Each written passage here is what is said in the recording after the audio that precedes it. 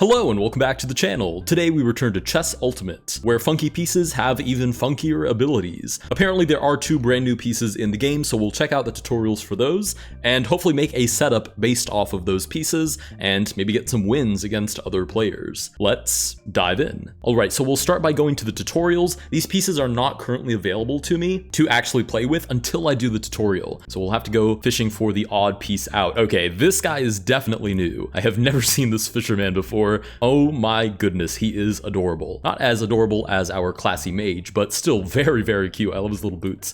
All right, fisherman, what exactly do you do? The fisherman can pull characters towards them. Try them out, pull 3 characters. Okay, so if I grab my fisherman on F1, put him on the pawn on F9, he will drag the pawn towards him. Okay, interesting. I'll do the same thing to this pawn over here. Oh, I wonder if I can do it to any pawn. I just realized I've been doing it to the pawns directly in front. Oh no, you have to do it.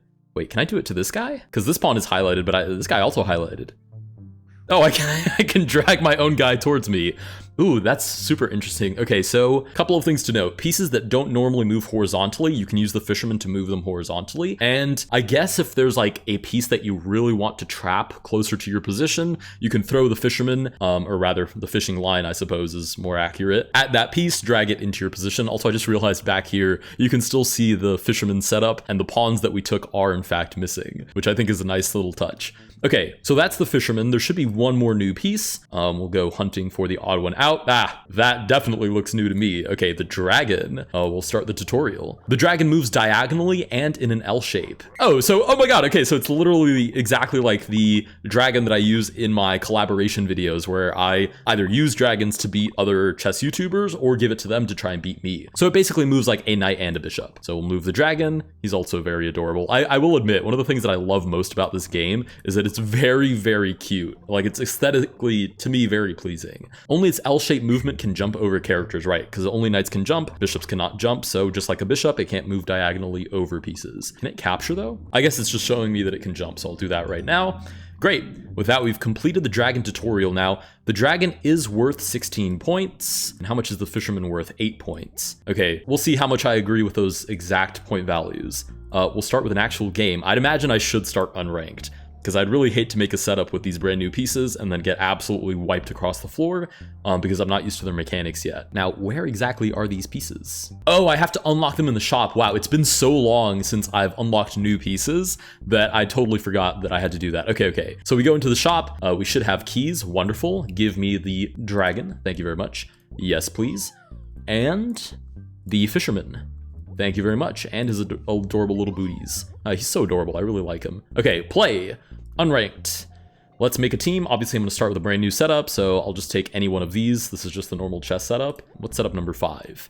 Oh, that looks horrible. Okay, we'll go ahead and erase this one. Clear this setup. Yep. Now, okay, my previous favorite pieces to use by far were the dragon, the angel, the ghosts, and I'm pretty sure I remember the rooks being like severely overpowered. But I don't want any of those pieces to be the main focus of the setup. So the first thing I'm going to do, ooh, the checkers pieces are worth 2 now, and the squid is worth 1. Interesting. Okay, I will still use a checkers piece to block the king in. Checkers pieces are a little bit sketchy because they can be forced to capture and move out of the way, which is not the most ideal thing in the world, but if you stack them up, I think it's probably safe enough. I might do something reflective where I have the exact same setup on both sides. I have this jester here, which is obviously not an actual king, which is really cool because then the opponent, if they have like 1 or 2 really strong pieces, won't know where to channel all of their efforts. Not to mention, if it actually does put me in checkmate, the opponent won't know until they've actually captured my king, because that would kind of ruin the whole point of having a false king, which in this case is the jester. Okay, now for the actual setup. I'm honestly pretty tempted to just use dragons from the get-go. I'll put them behind, maybe I'll put them behind some of these parasites, with the idea that if any piece tries and captures my parasite, I just kind of take back their piece because they like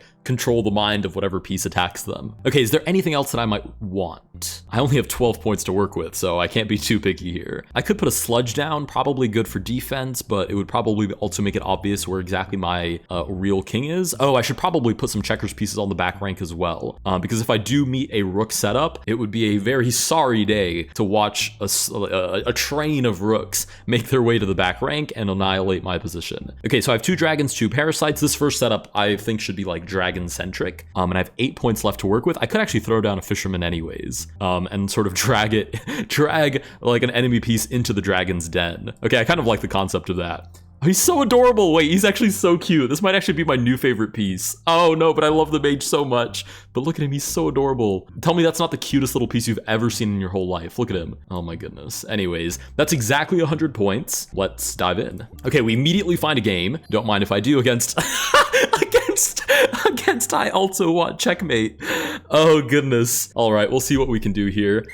They do start by advancing the squid. They do only have 1 king on the board, so it should make my attack a little bit easier. We have a dragon to work with. So, oh, we also have this fisherman though. Oh, but the fisherman doesn't move at all. Ooh, that's not great. Okay, I think I should lead with my dragon. I'll start by moving my dragon up to F7 with the idea that I'm targeting this squid who does immediately move over. That makes a lot of sense. That way, should I capture the squid, I just get recaptured by another squid. So I should probably move out of the way to safety. I'm thinking we just shuffle up to the center of the board. The mage swaps with the sniper, who's probably going to make very light work of all of these checkers pieces. I guess I could use one of these parasites and sort of sacrifice it to a squid, because I feel like if I get rid of both of these squids, I'm in a pretty good spot. Okay, it seems like they're shuffling all of their pieces to what I'm going to call the queen side or the left side of the board, which makes a lot of sense. Actually, wait, does that make a lot of sense? Oh, is the fact that the fisherman is right here, does that give away that that's my actual king? Okay, they take the parasite, so I will take back with my dragon. Oh, I wonder if I've subconsciously placed this here and given away the fact that that's where my king is. Okay, no, they swap back. Okay, maybe I haven't. I have no idea why the sniper would be behind the pawn. So maybe we're fine still?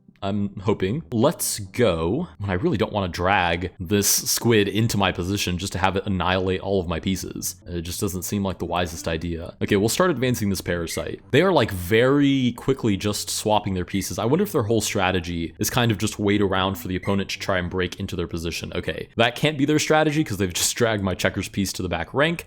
Wait, can I move this forward? Oh no, I can't. Okay, no, the checkers piece is in fact stuck. I don't know why I thought it was highlighting the fisherman for a second. Okay, let's continue to advance. I do need to be defended by at least 1 dragon though.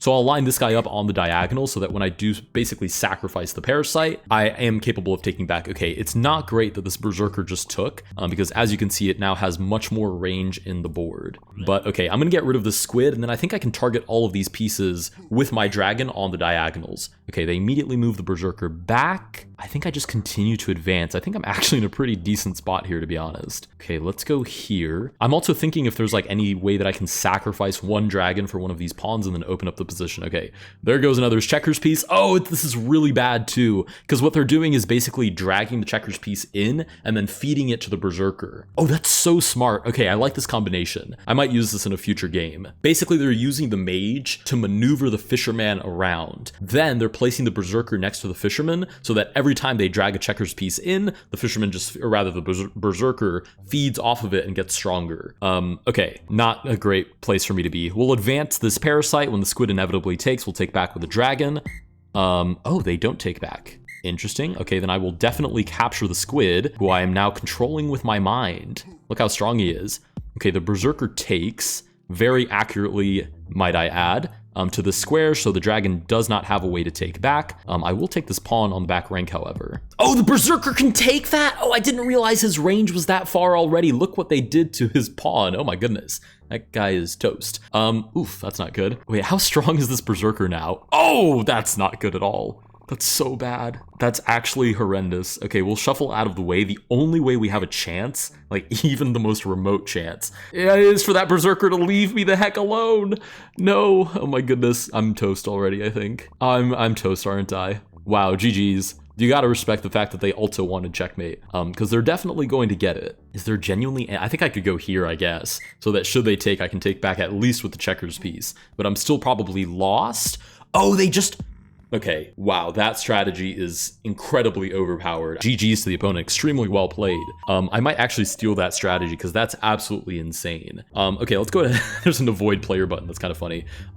We found another game. Okay, I'm going to decline it and really quickly upgrade my setup. Okay, so that was the dragon. I actually really enjoyed using the dragon. I didn't enjoy using the parasite as much. I did think that a lot of these checkers pieces rather were overkill. So I'm gonna go with a slightly riskier strategy this time. I'm just gonna have 4 checkers pieces. That's probably more than enough. We'll put some fishermen down and then maybe... Well, I kind of did like the fact that the parasites defended the dragons from the get-go. So this is a slight upgrade. We have 4 points to work with. Oh, but a mage is only 8. So if I get rid of like one of these checkers pieces, then I can swap it for a mage. Oh, I'm still over by 2? Okay, that's exactly 100 points. All right, we're gonna try and steal our last opponent's idea. Oh, actually, I'm gonna put these guys back here because they can develop like bishops anyways. So if they want to get out into the position, they already can. And what we're doing here is basically, oh no, I don't have the berserkers though. I have dragons placed. Okay, we'll swap out the dragons for berserkers. And berserkers are in fact 1 point less. So I have 2 points, I guess, to spare, which I guess I might as well use on some squids. Okay, we're basically gonna steal our previous opponent's idea, try to use the fishermen to feed the berserkers, use the squids as general defense, and I did like the idea of having 2 parasites anyways. We have a mage in case we need to shuffle any of these guys around, but also because he is my skin texture. All right, we have exactly 100 points down. Let's line up for another game, which we're instantly paired against Tom. Oh, Tom, you silly goose. Tom has all of his rooks facing my jester, which does mean that he can, like, you know, immediately take and find out whether or not that's the real king, but would probably lose a lot of his firepower in that process. Okay, we get a checkers piece moved to the side instead. Now, what to do? I think I just start by advancing one of these squids. Okay, the checkers piece advances again. Can a checkers piece take a squid? I don't even know if that's how that works. Frankly, I don't think it matters all that much. I'm going to continue advancing these parasites. Again, since all of his firepower is lined up on the king side anyways, I really don't even have to be all that fast. The other thing I should probably do is stick to the strategy, which was to swap the mage, I guess for the berserker, then for the fisherman, then back for the berserker. That way the fisherman can actually be looking at the rooks. But the truth is, the rooks would move down into the position if they wanted to anyways. Okay, I guess I could waste my mind control powers on a checkers piece, but the thing is it's threatening to capture my parasite anyways. Okay, we'll go ahead and take. Why not? We now have control over a 1 point checkers piece. Very valuable use of the parasite. Okay, another checkers piece advances. Let's go ahead and slide this squid over. Yeah, my only concern is that if I move this parasite over, 3 rooks have a clear line of sight down to my berserker. So I really don't even want to swap my fisherman over here because he would still be targeted very easily by all of these rooks. So I wonder how I'm actually supposed to break through that. It's gonna be quite tricky, I feel. I wonder if I can advance this checkers piece and threaten to take this one. The turtle moves over, blocking my ability to take. Oh, I could use the fisherman to drag the turtle into my position. What does the turtle do? Like move? Oh, it moves orthogonally. So I guess it could take my mage. That's really not the end of the world though. Actually, if it takes either of these 2 pieces, the berserker would take back and then he gets stronger. And then I steal my last opponent's idea of making one of these berserkers extremely strong. Okay, so he does in fact capture my mage. I do believe the mage is worth more than the turtle, but that sacrifice is probably well worth it to make this berserker just a little bit stronger. You can see he can now move 2 squares in any direction. Okay, they do take, or rather they do shuffle this checkers piece over. I wonder if they're threatening this. Because if they can take there, then that's really not great for me. So I'm going to advance this berserker. Oh, wait! Can they take like this? Oh my goodness, I'm terrible at checkers, but I didn't realize that they might be able to do that. Okay, they don't. They swap it for the mage, which is super confusing to me, so I'm just going to assume that they just can't take over the squid. But I will go ahead and take this checkers piece off the board, which somehow it manages to land back on the board. I'm kind of imagining myself dragging some of these squid downward. Okay, they swap for a squid, so I was gonna say, of course I'm gonna take back, but I guess I can take back with the berserker, which is actually a huge victory, because now it can move 3 squares in any direction. Now, I feel like this is what happened to me last time. I feel like that might be what's happening to the opponent, which is that you kind of just forget that the berserker just gains more and more power. So by the time you're used to the fact the berserker can move 2 squares in any direction, he's already moving 3, and then he's moving 4, and then 5, and then, you know, the whole position is crumbling. So I'm pretty happy about this so far. Also, why does he have 2 purple beans over his head? Is that like the max that he could move eventually? Swaps back with the mage. Not feeling super great about any of these movement choices. I might hang back with this guy for a second. I really don't want to lose him after all of the power-ups that I've given him, because he's super duper strong. Oh wait, I could move him this way though. Threaten the squid, who I don't think has a way to defend itself. And to be frank, once I take there, I'd be able to move 4 squares in any direction. So, I mean, once I take that, I mean, I'm taking on the back rank, and that should immediately be checkmate. So I'm very curious to see what they make of this. Okay, they swap a mage for a rook, which I guess does threaten the squid, which is now technically free, but I'm gonna go ahead and take here on the back rank. Get out of my way. I am now capable of moving 4 squares in any direction. They do in fact take the free squid, but I think I can take here on the back rank, and that should immediately be checkmate. All right, nice. We have effectively stolen the idea of our previous opponent, reused it in our own slightly different setup, and checkmated our next foe. With that, I feel like we have a pretty good grasp of how the new pieces work. If you guys did enjoy this video, please consider liking and subscribing. Go check out Chess Ultimate. I will link the Steam page down in the description below. This is not a sponsored video, but I am a big fan of this game and friends with the dev, so definitely go check him out. Thank you guys so much for watching, and I'll see you guys in the next one.